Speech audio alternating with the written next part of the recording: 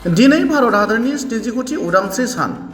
मख'नो गोनां बाथ्रादि सोरखारि मावख'नि अनगायैबो सोरखारि नङै गुबुन गुबुन आफाद गौथुम आरो खायसे फसंथानफोरा भारत उदांस्रि सानखौ बायदि बायदि हाबाफारिफोर लानानै फालियो।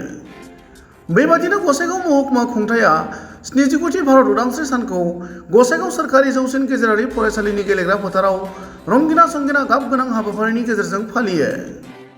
हाबाफारि बादियै फुंबिलि समाव हारिमायारि फिरफिलाखौ गसाइगाव महकुमानि महकुमा बेंगिरि मृदुलसि बहरेआ बिरहोयो। भारत हादरनि उदांस्रि सान फालिनाय हाबाफारिनि गेजेरजों महकुमा बेंगिरि बिथाङा गुबुन गुबुन माखासे सोरखारि बिथांखि आरो जौगालु खामानिफोरनि सोमोन्दै बिबुंथि लाखियो। সকলোকে মই শ্ৰদ্ধাৰে স্মৰণ কৰিছোঁ। শ্ৰদ্ধাৰে স্মৰণ কৰিছোঁ স্বাধীনতা সংগ্ৰামত আত্মবলিদান দিয়া অসমৰ সেইসকল বীৰ সৈনিক যাৰ স্মৃতিয়ে আজি আমাৰ মন কহক আৰু গৌৰৱেৰে ভৰাই তোলে। জাতিৰ পিতা মহাত্মা গান্ধী আৰম্ভ কৰা BTCৰ माननीय कार्यकारी सदस्य আৰু परिषद सदस्यबृंद माननीय पद्मश्री डॉक्टर कामेश्वर ब्रह्म डांगरिया।